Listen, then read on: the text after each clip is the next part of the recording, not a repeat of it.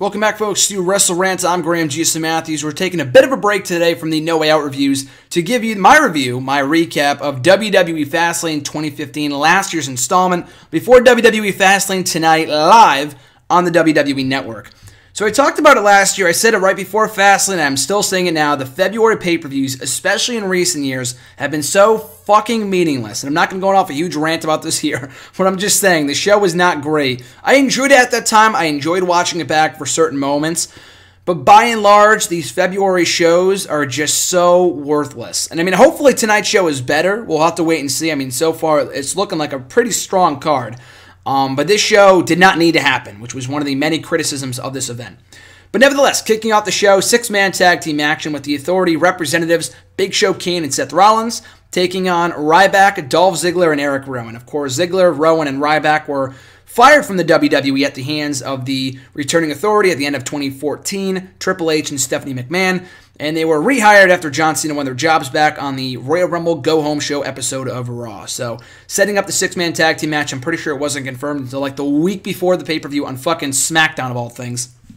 And all they did every single week, I will never forget it, for like 3 or 4 months in the beginning months of 2015, we had fucking six-man after six-man after six-man with Rollins, Kane, and Big Show, or whatever combination of the Authority you could think of. It was so sickening, and thankfully that is long gone, and there's like no members of the Authority left.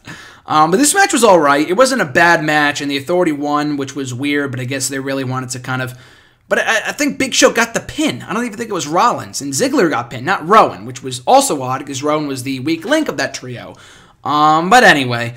So I guess they just wanted to put heat on Rollins before his match with Orton at WrestleMania. And speaking of whom, he finally made his long-awaited return on this show, coming out after the match after the Authority was beating the shit out of the baby faces.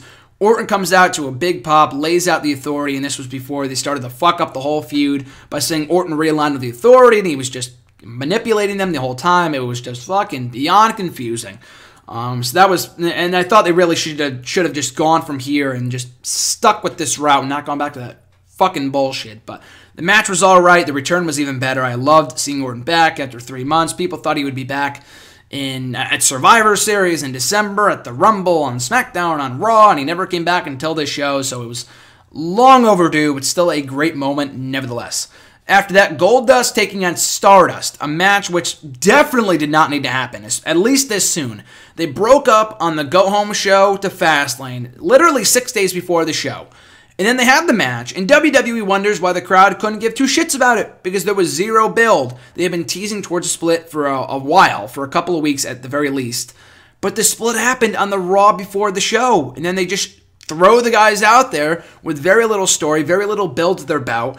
And again, they wondered why the crowd kind of soured on it. They did further the feud the next night on Raw. This was not the end of the feud. There were plans to go forward with it. But Vince soured on the idea of doing another match at WrestleMania or whatever the end plan was going to be. I guess we'll never really know. I thought it was going to be Cody Rhodes coming back in Mania, but again, I guess we'll never really know until Cody or Goldust talk about it in the shoot interview years down the line. But the match really wasn't that good. I thought it was decent. A lot of people thought it was a lot worse than I thought it was. But needless to say, it was not a good match. The crowd really wasn't into the match at all, and you could say about, you could talk about Memphis not being a hot crowd, but they really honestly didn't need... they really didn't have any reason to care about this match because the build was barely existent, was hardly non-existent for this matchup, and I just didn't really care. But Goldust won after a fucked up finish, it looked like.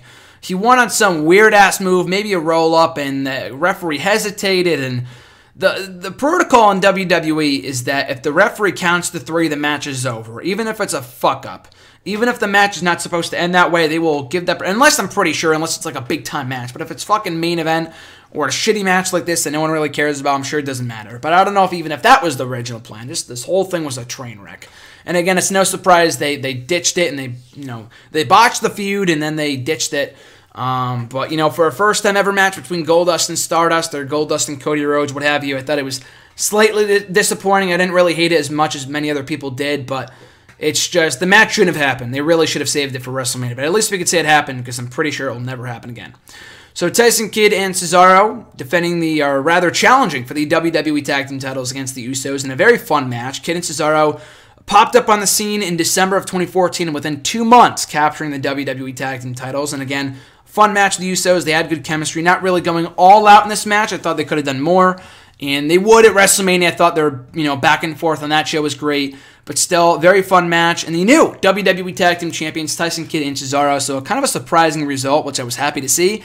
I fully expected Usos to retain and Kidd and Cesaro winning them at WrestleMania maybe. But I was surprised and happy with the result of Kidd and Cesaro becoming the new Tag Team Champions.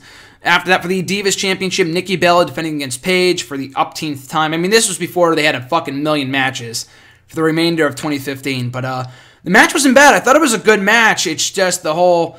No, the Money in the Bank match was the time where Nikki pulled the stuffing, or rather Brie pulled the stuffing out of her bra, pretending she had fake boobs. I mean, Nikki Bella has fake boobs, but you know what I mean. Pretending to be Nikki, and then whatever happened. This match wasn't really that much different. Nikki cheated to win. She pulled the tights, and that was it. Again, crowd didn't really care. I thought it was a passable match, but crowd sat on their hands. After that, Bad News Barrett defended the Intercontinental Championship against Dean Ambrose. Again, the crowd could not have fucking cared less. The feud was also pretty much non-existent. Barrett winning via DQ after Ambrose, refused to hold up or give up on Barrett after, fucking beating him up in the corner. Again, lousy finish. The match was decent, but Barrett was such a terrible champion that no one fucking cared. After that, for the United States Championship, easily the best match up to this point, Rusev defended the U.S. title against John Cena. In a very, very good match, and honestly a match I thought was better than their bout at WrestleMania. They would have a couple more matches after this, 3 more pay-per-view matches after this. I thought this might have been the best of the bunch. I thought they really had great storytelling. It might have been just the dynamic that we had never really seen before. Not that we had never seen that dynamic, but that we had never seen Rusev versus Cena one-on-one before. So maybe it was that fresh factor, I'm not really sure, but they just clicked. And they had a lot of cool, high-risk maneuvers going back and forth, and Cena really putting forth a strong effort, but in the end, not tapping out, but passing out to the accolade Rusev, still the WWE Champion, which to some counts as a submission. So that was kind of surprising, but I was happy with that, just ultimately setting up Rusev, losing the belt to Cena at WrestleMania. The feud was not my favorite, if you couldn't tell. But the match was really good, though. And then we get to the main event, a number 1 contenders match to determine the challenger for the WWE World Heavyweight Championship at WrestleMania 31 between Roman Reigns and Daniel Bryan. The whole setup for this match is beyond convoluted, but in a nutshell, Royal Rumble. The Royal Rumble was won by Roman Reigns. Royal Rumble, it's a tongue twister, but Reigns won the Royal Rumble. Daniel Bryan, who got tossed in the Rumble in anticlimactic fashion, really had no claim to the number 1 contendership at all. But he said after the Rumble pay-per-view, despite entering the Rumble, he came out afterwards and he said, I still have my title shot. I still have my rematch, which was from 9 months ago, and I don't know why I was in the Rumble to begin with if that was the case. So obviously they pulled that whole thing out of their asses because the original plan was to do Wyatt and Bryan again at the pay-per-view to build up Wyatt for WrestleMania. I don't know what they would have done with Roman Reigns, probably him against fucking Big Show again. I would not have been surprised at all. They would go back to that feud at Last Man Standing, in a Last Man Standing match, Extreme Rules, which was good, actually. It was actually a pretty good match. But I would not be surprised if that was the original plan for this pay-per-view. But because the fan fallout, because the backlash from the fans was so negative, they had to do something to try to make them happy. So they put Daniel Bryan in the number 1 contender slot against Roman Reigns, and it resulted in one of the best matches of the year. I don't know if you would call this Roman Reigns' best singles match ever. I would give that to his match with Brock Lesnar at WrestleMania. In my opinion, I thought that match was great. But this was equally good, if not, close enough to being as great, because I thought these two had some really good chemistry. Daniel Bryan definitely brought the best out of Roman Reigns.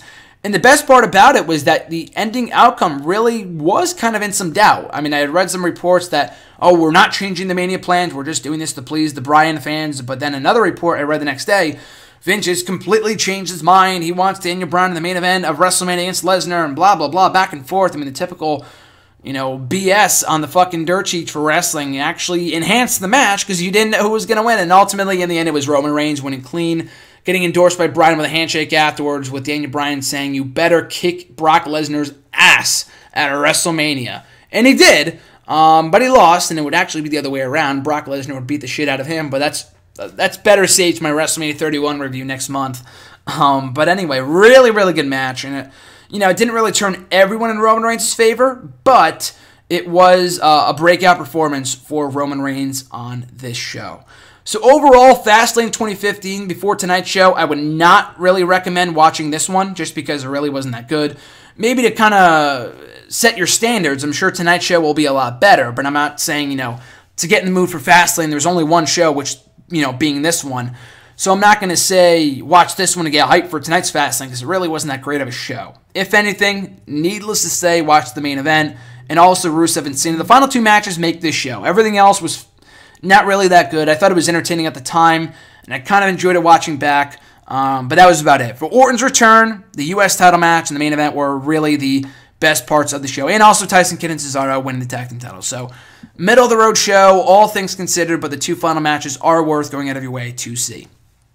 And that's it, folks. That is WWE Fastlane 2015. Before tonight's show, be sure to check it out. But in the meantime, be sure to follow me on Twitter at WrestleRant, on Facebook. Give the page a little thumbs up at facebook.com/Graham.Jason.Matthews. Like, comment, share, and subscribe. All support is greatly appreciated. Enjoy the pay-per-view tonight, folks. I'm Graham Jason Matthews, and I'll catch you down the road.